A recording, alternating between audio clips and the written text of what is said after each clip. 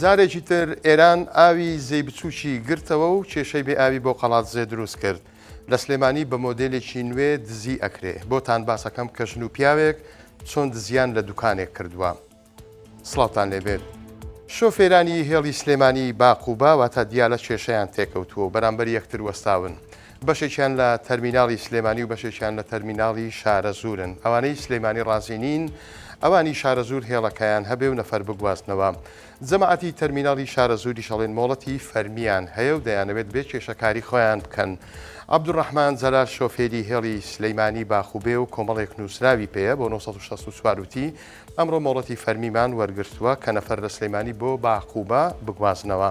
بەڵام شۆفێرانی هێڵەکەی دیکە کە لە تەرمیناڵی سلێمانین لەو لاشەوە جەمیل کەمال سەرۆکی گواستنەوەی سلێمانی بە 964 بێت ئێمە نەمانتوانیوە ئۆتۆمبیلەکانی تەرمیناڵی شارە زور کۆنتڕۆڵ بکەین. تەنانەت سیارەی خصوصی شەیە نەفەری بار کردووە وتیشی ئەو کارە خزمەتە بە خەڵکی سلێمانی. گرفتەکەش ئەوێ شۆفێرانی هێڵەکە بێنە تەرمیناڵی شارە زور. هێڵەکە ئیجراعات دەکات و نایەڵێت کەسی تر نەفەرەکان بگوازێتەوە هەروەهاڵێت ئەمە گرفتێکی گەورە نییە. پێشم سەیرە باسی یاسایشی سلێمانی و ئیدارەی گشتی کراوە گوایە لە پشت ئەوانەوە. نازانم بۆچی ئەوەی بیەوێت کار و خزمەت هێ بکات بەو شوێنانە دەیبەستنەوە و باسی دەکرێت.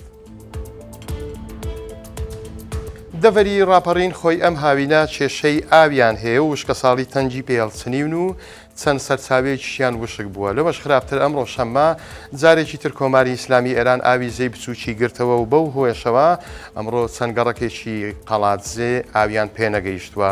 مارف مەحموود بەڕێوەبەری پرۆژەی ئاوی خاص لە قەڵاتزێ بە 964 بێت بەهۆی گرتنەوەی ئاوی بەنداوی کۆڵەسا لەلایەن ئێرانەوە جارێکی تر ئاستی ئاوی لە زەی بچووکدا بە زیوە و دانیشتوانی هەندێک لە گەڕەکەکان لەوانەش گەڕەکەەکانی مام قاسم و ناوبازار ئاویان پێنەگەیشتووە. مارف مەحموود لە ڕێی 964ەوە هاوڵاتیانی قەڵات زیاگەدارەکاتەوە کە بە هاوکاری و هیمەتی کارمەندانی پرۆژەی ئاوی خاص و میراوەکان تا چەند کاتژمێرێکی تر ئاوی ئەو گەڕەکانەش دەگات و تا تەواوی شاری قەڵاتزێ ئاوی پێئەگات لە ئاو پێدان بەردەوام دەبن.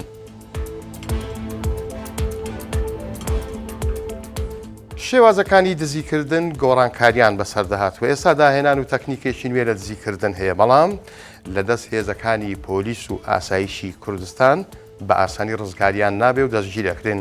لە نوێترین دزیکردندا لە سلێمانی ژن و مێردێک چوونەتە دوکانێک و بە فێڵ بەناوی کڕینی شتومەک 2000 دۆلاریان دزیوە بەڵام پۆلیس لە شارێکی تر دۆزیونەتەوە و دەستگیری کردوون. بەڕێوەبەرایەتی پۆلیسی پارێزگای سلێمانی ئەڵێت دوای ئەوەی هاوڵاتیەک ئامادەی نووسینگەی نهێشتنی تاوانی ڕزگاری بوو سکاڵای تۆمار کرد لە دژی دوو کەس کە چوونەتە دوکانەکەی بەناوی کڕینی شتومەک و وەرگرتنەوەی زیادەی پارە بڕی 2000 دۆلاریان لە سکاڵاکار دزی بوو. نووسینگەی نهێشتنی تاوانی ڕزگاری لەسەر بڕگاری دادوەرهەستان بە لێکۆڵینەوە بە دوواداچوون بۆ دۆزینەوەی تۆمەتباران و دەستگیرکردنیان ئاماژە بەوەکراوە هەرچەندە تۆمەتباران لە سلێمانی دەرچوون و خەڵکی دەرەوەی هەرێمی کوردستان و چوونەتە شارێکی دیکەی هەرێم بەڵام دوایی لێکۆڵینەوەکان و بەدواداچوونەکانی پۆلیس تواندرا تۆمەتباران لەلایەن نووسینگەی نهێشتنی تاوانی ڕزگاری دەستگیر بکرێن.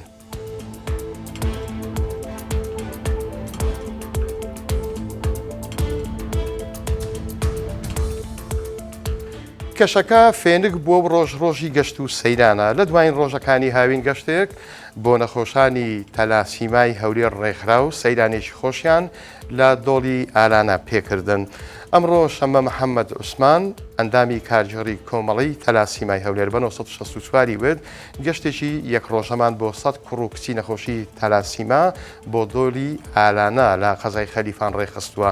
باسی لەوەش کرد لە پێناو سەلامەتی و بەڕێوەچوونی کەشێکی تایبەت ڕەچاوی هەموو وردەکاریە کراوە. ئەمبولانس لە هەولێر و لە هەولێرەوە لەگەڵیانە و بە درێژایی گەشتەکە تیمی پزیشکی ئامادەن هەموو خواردن و خواردنەوەیەکیش لەلایەن بەڕێوەبەرایەتی تەندروستی هەولێرەوە بۆیان دابین کراوە. توشبوانی تەلاسیما لە هەرێمی کوردستان 3300 کەسن کە 1156 کەسیان لە هەولێر بە ئاوارەکانیشەوە.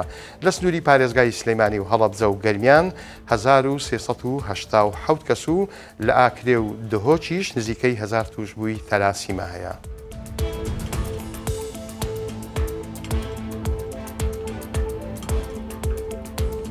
دوایین زانیاری لەسەر ئەو پاسانەی عومرەکارانی هەرێمی کوردستان کە بەنیاز بوون لە ڕێگا بوون لە هەرێمی کوردستان بچنە وڵاتی سعودیا پاسەکانیان ئیزن داوە ئێستا کێشە لە ڕێگاکە نەماوە. دیارە لە دوێنێوە 30 پاس کە عومرەکارانی هەرێمی کوردستانی تێدا بوو لە ڕێگەی ڕۆیشتنیان لە سنووری سعودیا بەنیاری کراوی لە عەرعەر ڕاگیران لەلایەن دەسەڵاتدارێنی سعودیا گوایە لە یەکێک لە پاسەکان مادەی قەدەغا کراو هەیە. کاروانەکانیان ڕاگرتن دوایش کاروانەکان بە هێواشی ئەڕۆیشتن ئەوە بووە هۆی دواکەوتنی ئەو عومرەکارانە. کاروان ستونی وتەبێژی حەج و عومرەی هەرێمی کوردستان بە 1964 وت ئەمڕۆ دۆخەکە ئاسایی بۆتەوە پاسەکان تەواویان تێپەڕیون بە وڵاتی سعودیا ڕێگەکە ئاسایی بۆتەوە بەڵام لایەنی سعودی ئەڵێ وەکو ئەوەی کە مافی خۆیەتی لێکۆڵینەوە لەسەر ئەوە ئەکا کە ئەو مادە قەدەغە کراوە کە لە ناو یەکێک لە پاسەکان بووە هەروەک ئەوان خۆیان باسییان کردووە ئەڵێ لێکۆڵینەوەی وردی لەسەر ئەەکەین. باس لەوەش ئەکات دەستەی باڵای حەج و عومرەی عێراق کە پەیوەندی باشیان لەگەڵ هەرێمی کوردستان هەیە ئەڵێ باسی ئەوەی کردووە کە چەند کەسێکی نەفەس نزم ویستویانە مادەی قەدەغە کراو لە عێراقەوە بگوازنەوە بۆ ناو وڵاتی سعودیا. ئێستا ئەوەی ماوە کە وڵاتی سعودیایە لێکۆڵینەوەی خۆی ئەکاو وەکو کاروانستونیش باسی کرد کە لە داهاتوویەکی نزیکدا لەم چەند ڕۆژە بە شێوەیەکی فەرمی وڵاتی سعودیا ئەم بابەتە ڕائەگەیەنێت. هەواڵەکانم پێشکەشکردن کاتێکی خۆش بۆ هەموو لایەک خواتان.